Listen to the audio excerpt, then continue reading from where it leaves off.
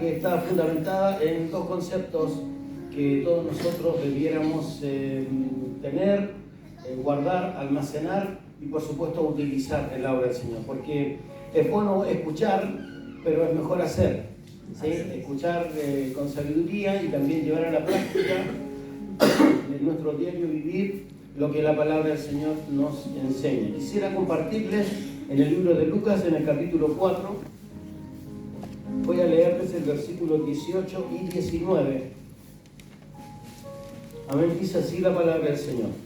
Lucas 4, versículos 18 y 19. El Espíritu del Señor está sobre mí, me ha ungido para proclamar buenas noticias a los pobres, me ha enviado a proclamar libertad a los cautivos, a dar vista a los ciegos, a poner en libertad a los oprimidos y a proclamar el año de la buena voluntad del Señor. Amén. Incline su rostro para que tengamos un momento de oración. Amado Dios, te damos muchas gracias en esta hora porque hemos podido leer tu palabra y somos bienaventurados por ello. Rogamos, Señor, que ahora tú nos hables con claridad en nuestras vidas y por eso creemos que todos nosotros tenemos un oído de discípulo para que tú puedas hablarnos, Señor, directamente a nuestra vida. Te rogamos que nuestro corazón, Señor, sea tierra fértil para que la preciosa semilla que será esparcida dé crecimiento al 100%. Y te rogamos, Señor, que tú envíes revelación a cada uno de nosotros de tu palabra para que podamos ser más que vencedores en Cristo Jesús. Te rogamos ahora que tu gracia nos acompañe, Señor, y que abras nuestro entendimiento por los méritos preciosos de Jesucristo, nuestro Señor y nuestro Salvador. Amén y amén. Gloria a Dios. Este pasaje que les he compartido está relacionado con el inicio del ministerio de nuestro Señor Jesucristo. Jesús, cuando comenzó su ministerio, Él se fue a Nazaret y llegó hasta esta sinagoga donde se le permitió hablar. Y dice la Biblia que Él tomó el libro de Isaías, porque este pasaje que yo leí es parte del libro de Isaías, del capítulo 61 de Isaías, y Él tomó este pasaje, lo leyó y habló estas expresiones y dijo: esta palabra se ha cumplido hoy delante de ustedes, porque Él estaba refiriéndose a Él mismo, que todo esto se estaba cumpliendo en función de lo que Él estaba diciendo, porque iniciaba un ministerio que estaba mostrando cómo Dios lo estaba capacitando para llevar adelante la tarea que Él debía realizar. Y lo primero que Él dice: el Espíritu del Señor está sobre mí, me ha ungido. Y eso habla del poder. Fue investido de poder por el Espíritu de Dios. El Espíritu del Señor está sobre mí, me ha ungido. Es decir, le ha transmitido Dios el poder para que Él cumpla una tarea, una función. De la única manera que esa función pudiera hacerse es con el poder de Dios, porque Jesucristo resucitó muertos, porque Jesucristo sanó enfermos, sanó paralíticos, multiplicó el pan, caminó por las aguas, en fin, todo lo que nosotros sabemos no podía haberse realizado si no tenía una delegación de parte de Dios, porque tenía el poder al tener el Espíritu de Dios sobre Él, y al ser ungido de parte de Dios, Él tenía el poder. Pero también continúa diciendo: me ha enviado a proclamar libertad a los cautivos, a dar vista a los ciegos. Y eso es autoridad, porque Dios lo envió a hacerlo. Les dio el poder al ungirlo, y al enviarlo le dio la autoridad para hacerlo. Estos dos conceptos de poder y autoridad son indispensables para que pudiese hacer la obra que Él tenía que realizar. Los demonios sentirían la presencia del Espíritu de Dios en Jesús, pero no obedecerían si Jesús no tenía autoridad para hacerlo. Y Él necesitaba estas dos cosas para que pudiese concretarse la liberación, la sanidad y todo lo que Jesús hizo mientras estuvo sobre la faz de la tierra. Hay en la Biblia un ejemplo en el libro de Hechos. Vamos a leer en el libro de Hechos, en el capítulo 19.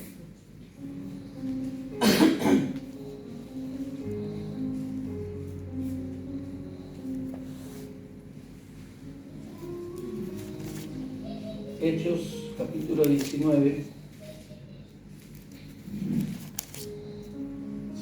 desde el versículo 13 al 16. Dice literalmente así: andaban por ahí algunos judíos exorcistas que intentaban invocar el nombre del Señor Jesús sobre los que tenían espíritus malignos. Les decían: en el nombre de Jesús, a quien Pablo predica, les ordenamos salir. Los que hacían esto eran los 7 hijos de un judío llamado Esceva, que era jefe de los sacerdotes. Pero el espíritu maligno le respondió: yo sé quién es Jesús y sé también quién es Pablo, pero ¿ustedes quiénes son? Dicho esto, el hombre que tenía el espíritu malo se arrojó sobre ellos y los derribó con tanta fuerza que los hizo huir desnudos y heridos.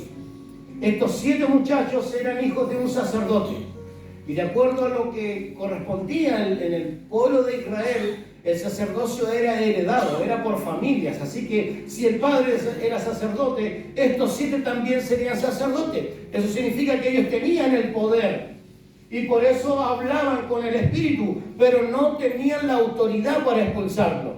Solo tenían el poder, es decir, que ambas cosas deben ir de la mano para que se ejecute la obra de Dios en el sentido de la liberación. Pero también estos conceptos atañen a todas y a cada una de las actividades que nosotros hacemos, tanto estudiando, trabajando, en la casa, en la relación familiar, en la relación con los vecinos, en la relación con los compañeros de trabajo. Debemos manifestar estas 2 capacidades para que pueda obrar el Espíritu Santo en favor de aquellos que le aman, de aquellos que le sirven. La palabra poder en griego es dinamis, que es la base de nuestra palabra dinamita. Sabemos lo que representa, es explosivo en pequeñas cantidades, pero que hace un gran desastre, y significa literalmente la capacidad de hacer. Eso significa poder en griego, la capacidad de hacer. Y autoridad se escribe exousia, que también es una palabra de base griega que originalmente significa la capacidad de ser obedecido. El poder es la capacidad de hacer y la autoridad es la capacidad de ser obedecido. Nosotros obedecemos a las autoridades que están por sobre nosotros. Usted puede llamarle la atención a su hijo por algo que está haciendo mal, y su hijo tiene que obedecerlo porque usted es la autoridad de él. Pero si usted le llama la atención al hijo de su vecino, usted tiene el poder de hacerlo, pero no tiene la autoridad de que él le obedezca. Porque el hijo del vecino le dice: bueno, usted no es mi papá, dígame lo que quiera, pero yo a usted no le hago caso. Porque usted tiene el poder de llamarle la atención, pero no tiene la autoridad de ser obedecido. ¿Se entiende? Entonces, esta combinación de poder y autoridad son elementales para que nosotros vayamos a ganar la batalla que estamos enfrentando día tras día. Necesitamos tomar estos conceptos, aplicarlos en nuestra vida y analizar sobre todo lo que tenemos a disposición en nuestro corazón. Amados hermanos, nuestro Señor Jesucristo les dio estas capacidades a los discípulos, les dio esta autoridad, y hemos leído muchas veces el libro de Hechos, el capítulo 1, el versículo 8, que por ahí tal vez hasta de memoria puede que alguno lo sepa, que dice que Él entonces les daría poder cuando venga el Espíritu Santo sobre ustedes para ser testigos en Jerusalén, en Judea, en Samaria y hasta lo último de la tierra. El Espíritu Santo traería el poder a los discípulos. Nosotros lo hemos evidenciado en la lectura del libro de Hechos, el capítulo 2, cuando vino el Espíritu Santo y se derramó el poder sobre los discípulos y ellos fueron investidos de poder de lo alto. Pero la conjunción de esto no es solo el poder, sino también la autoridad. Porque no podemos hacer nada solo con poder, así como estos hombres que quisieron echar fuera un demonio diciendo: te expulsamos en el nombre de Jesús y en el nombre del que predica Pablo. Y el Espíritu le dice: yo conozco a Jesús, sé quién es Pablo, pero ustedes ¿quiénes son? No tienen autoridad para poder enviarme o sacarme de este lugar donde yo me encuentro. El Señor Jesús, en la oración que hace del libro de Juan, capítulo 15, 16, 17, esa oración tan extensa que hace por los discípulos, les dice literalmente: la gloria que el Padre me ha dado, yo les doy a ellos. Es decir, que hay una transmisión. Así como el Padre preparó a Jesús con poder y autoridad para hacer toda la obra que tenía que hacer mientras estuvo en la tierra, Jesús también transmitió ese poder y autoridad a sus discípulos. Él dijo, la gloria que me diste, también yo les he dado a ellos.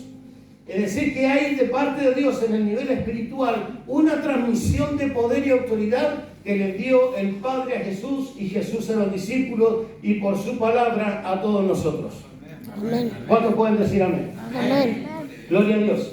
Si nosotros leemos en el libro de Lucas, en el capítulo 9, vamos a encontrar en este capítulo una muy clara enseñanza con respecto a este asunto del poder y la autoridad. En el capítulo 9, el versículo 1, el contexto de este pasaje, se trata de Jesús enviando a los discípulos por primera vez a predicar. Los acababa de elegir a los 12 apóstoles y ahora les dice estas palabras. Jesús reunió a sus 12 discípulos y después de darles poder y autoridad para expulsar a todos los demonios y para sanar enfermedades, los envió a predicar el reino de Dios.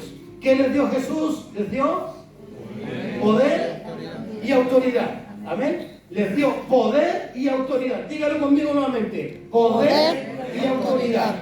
Porque era lo que se requería para poder hacer y de manera que también sean obedecidos.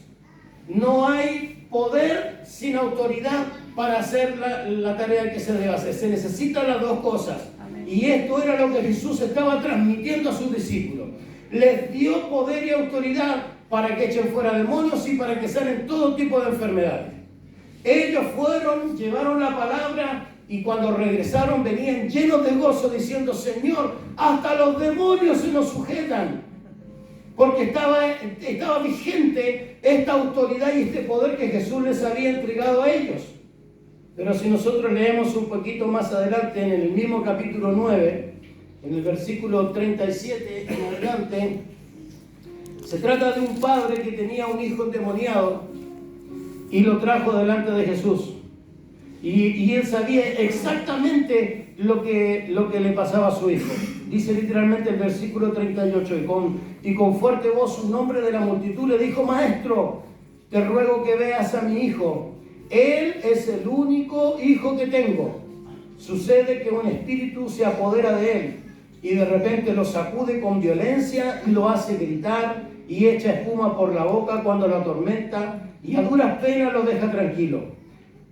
Yo le pedí a tus discípulos que lo expulsaran, pero no pudieron. Le pedí a tus discípulos que lo expulsaran, pero no pudieron. En el mismo capítulo, pocos versículos antes leímos que Jesús les dio poder y autoridad. ¿Para qué? Para echar fuera demonios y para sanar enfermedades. Y poco tiempo después los discípulos ya habían perdido la autoridad para hacerlo. Porque obviamente si este padre trae a su hijo a los discípulos habrán orado por él, lo habrán ungido con aceite, lo habrán, no sé, lo pararon patas para arriba, hicieron de todo y el espíritu no salió. Tenían el poder para hacerlo, pero no tenían la autoridad de ser obedecidos. Habían perdido esa autoridad y en tan poco tiempo.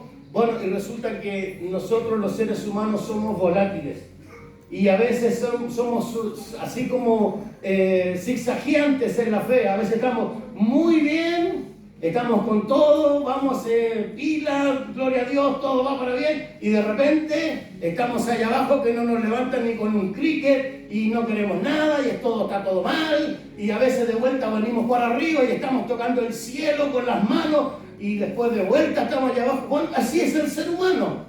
Así le pasó a Pedro, por ejemplo. En el capítulo 16 de Mateo, Pedro estaba reunido con todos y Jesús dice, ¿quién dice la gente que soy yo? Y Pedro dijo, bueno, algunos dicen que tú eres un profeta, que eres Juan el Bautista, que eres alguno de los grandes. Y Jesús le dice, ¿y ustedes quién dicen que soy yo? Y Pedro le dijo, tú eres el Cristo, el Hijo del Dios viviente. Así le respondió Jesús a Pedro. Entonces, cuando lo tomó y le dijo delante de todos, le dijo a Pedro, bienaventurado eres, Pedro, porque esto no te lo reveló carne ni sangre, sino mi Padre que está en el cielo. Y ahí Pedro, hermanos, me lo imagino, sacó pecho y el tipo empezó a decirle: ¿querés revelación? Pregúntame a mí, yo tengo conexión con el Padre. ¿Necesitas algo vos? ¿Querés saber algo? Bueno, viste esa revelación, no lo pude aprender de carne y sangre, el Padre me la reveló a mí. Yo soy el que tiene ese contacto con el Padre, decía Pedro.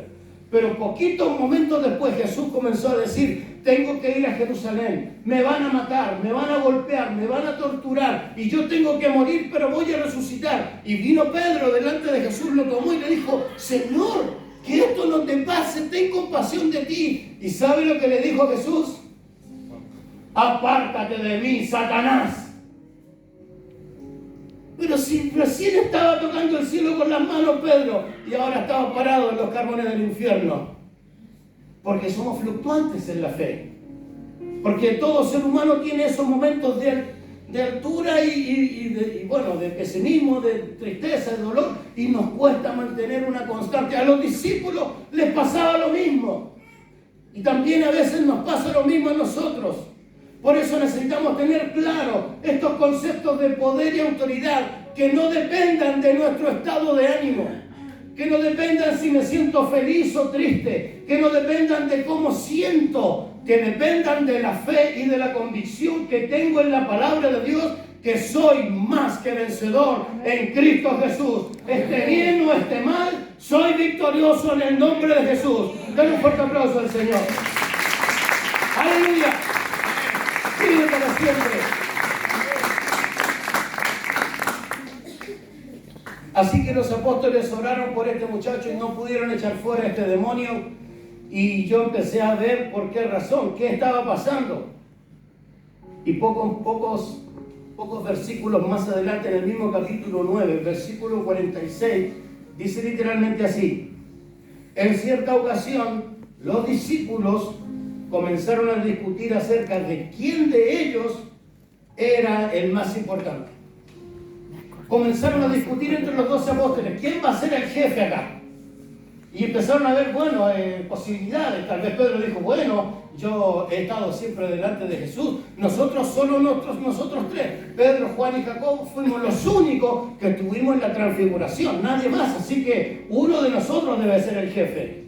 Y habrán dicho otros: no, pero a mí él me llamó y me dijo que yo era tenía verdadera fe, y entonces yo debo estar. Y empezaron a discutir quién sería el jefe dentro de ellos de los 12. Olvidándose esencialmente que las leyes del reino de los cielos son distintas de las leyes que nos manejamos nosotros. Porque para ser el primero en el reino de los cielos hay que ser el último. Para poder ser el que manda tiene que ser primero el que sirve. Porque la venganza viene de Dios, y eso significa que yo no debo tomar venganza en mis manos, debo poner la otra mejilla.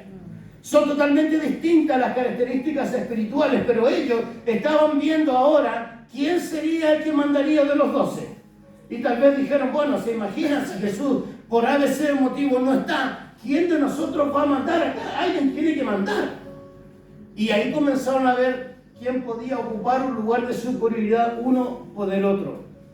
Comenzó el ego a manifestarse, ¿no? Comenzó el deseo de ser el jefe, de mandar, que es una cuestión propia del ser humano.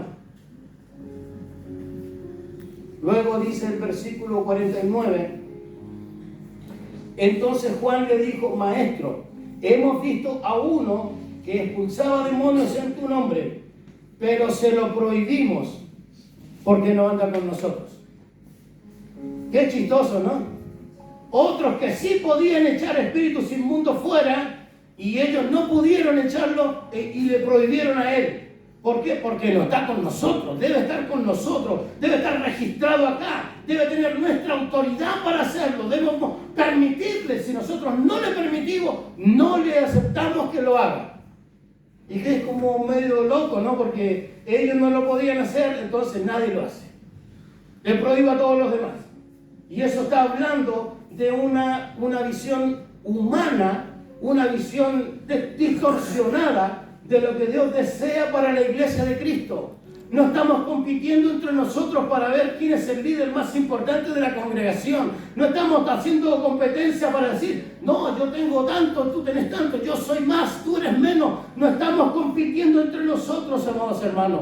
Estamos ganándole la batalla al infierno y rescatando las almas para el reino de los cielos, porque le pertenecen al Señor y no son nuestras.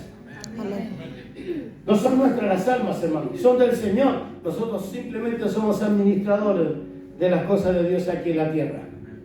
Así que ellos estaban en este asunto, hermano. Discutían quién iba a ser el mayor, le prohibían a los que sí podían hacer liberación porque no estaban con ellos. Y no tan solo eso. Si leemos un poquito más adelante, Jesús se va a Jerusalén con los apóstoles en el versículo 51. Va vestido para ir a Jerusalén. Y les dice a Juan y Jacobo, vayan a esa aldea a ver si consiguen los preparativos para pasar la noche ahí. Ellos fueron a esa aldea que era una aldea de samaritanos. Y los samaritanos, cuando se dieron cuenta que estaban vestidos para ir a Jerusalén, no los quisieron recibir. Al ver esto, los discípulos, en el versículo 54, al ver esto, sus discípulos Jacobo y Juan le dijeron, Señor, ¿quieres que mandemos que caiga fuego del cielo, como hizo Elías, para que los destruya? Cero compasión, cero empatía. Los querían muertos, de frente.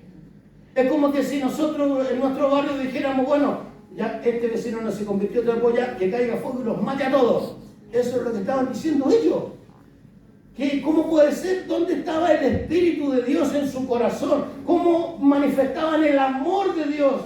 Por más que los samaritanos eran adversarios de los judíos y no conversaban unos con otros, no les daba el derecho a ellos pedir. Encima eso, porque imagínense si Jesús le hubiese dicho, bueno, pónganse a orar. Yo creo que se ponen de cabeza a orar y a pedir que caiga fuego del cielo para que los destruyan.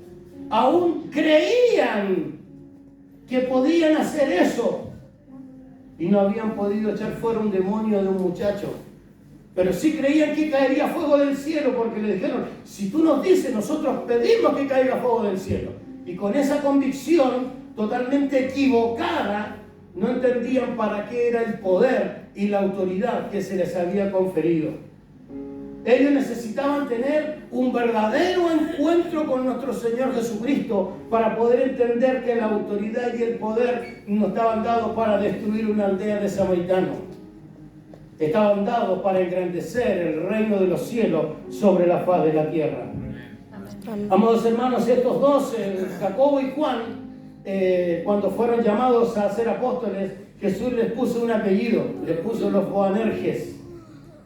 Y Boanerges quiere decir hijo del trueno. Y en palabras nuestras sería una persona que tiene un carácter podrido. Ese es un hijo del trueno. Que se enoja por todo, que discute todo, que no está de acuerdo con nadie y que está siempre así, digamos, en actitud de guerra, ¿no? A la defensiva siempre. Ese es un Boanerges. Y ellos dos tenían esta característica. Pero mire lo que ocurre una vez que viene el Espíritu Santo en el día de Pentecostés y transforma sus vidas. De ser llamados Boanerges, Juan es reconocido como el apóstol del amor. ¿Se dio cuenta? Y Jacobo, que también era un Boanerges, fue en el capítulo 12, de hecho, fue uno de los mártires de la iglesia. Lo mataron por ser cristiano. Y no abrió su boca para defenderse. Hubo una transformación de su vida una vez que ellos entendieron para qué sentido tenía el poder y la autoridad que el Señor les había dado. Dice la palabra del Señor que ahora usted y yo somos templos del Espíritu Santo. El Espíritu Santo habita en nosotros. Ya no habita en templos hechos por manos de hombres, sino que habita en el corazón del hombre. En tu corazón, en el tuyo, por allá, por acá, ahí habita el Espíritu. ¿Usted lo cree? Amén. Dígame si usted lo cree. Amén. El Espíritu Santo habita en nosotros. Y cuando Jesús dijo, les voy a enviar el Espíritu Santo y el Espíritu Santo les dará poder, significa literalmente que si el Espíritu Santo está en nuestro corazón, tenemos el poder. Amén.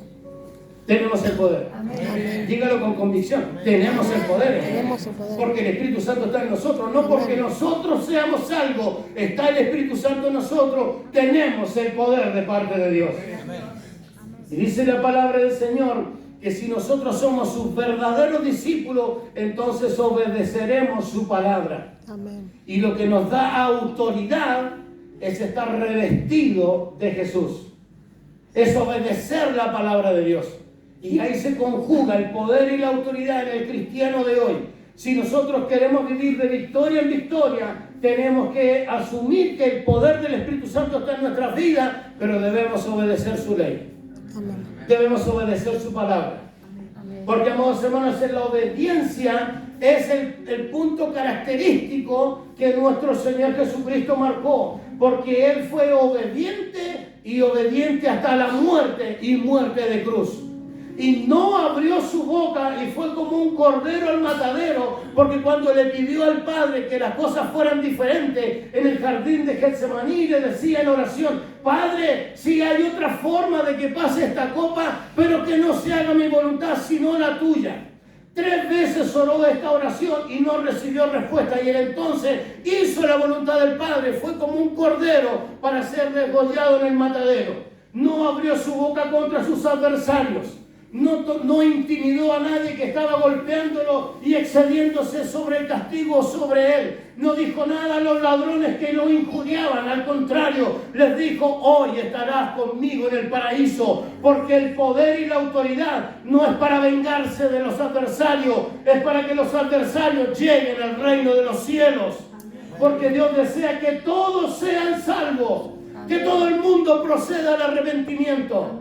Y esa es la función de la iglesia, que nosotros podamos llevar una palabra de salvación, una palabra de bendición, una palabra de esperanza a aquel que vive sin fe y sin Dios. Y que muchas veces parece que es feliz, parece que le va todo bien, pero sabemos, amados hermanos, que su destino es de muerte. Y nosotros tenemos la gracia de la salvación en nuestras vidas, porque un día dijimos: recibo a Jesucristo como mi Señor y Salvador y rindo mi vida a Él. Amén. El problema aquí no está en el poder, porque el Espíritu Santo está en nosotros. Ya no es una cuestión que nosotros dependa de nosotros. Él está habitando en nuestras vidas. Tenemos el poder del Espíritu Santo. El asunto está en la obediencia. Si nosotros no obedecemos la palabra de Dios, no tenemos autoridad, no tenemos la capacidad de ser obedecidos. Hay un ejemplo que utilizo para graficar esto. Y si usted va en la calle, en su auto, manejando, y un policía le alza la mano y le hace que usted se pare, ¿qué va a hacer usted? Sí, se va a parar, obvio, ¿no? Va a parar, y bueno, lo van a revisar, qué sé yo, ¿no? Pero si ese mismo policía, que se llama Juan Pérez, está al otro día de civil en la calle y le hace así a usted, ¿usted qué hace? Pasa de largo. ¿Qué es lo que hace que ese policía tenga autoridad? El uniforme. Usted le obedece al uniforme, no a Juan Pérez. Esa es la autoridad que tiene esa persona. Si esa persona se saca el uniforme, ya no tiene más autoridad. Y esto es lo mismo: cuando un cristiano obedece la ley de Dios, tiene autoridad para echar fuera demonios, para orar por los enfermos, para predicar el Evangelio y que las almas se conviertan a Cristo. Pero el problema está en nosotros, hermanos. Nos cuesta sostener la autoridad de Dios en nuestra vida porque no siempre obedecemos la ley de Dios.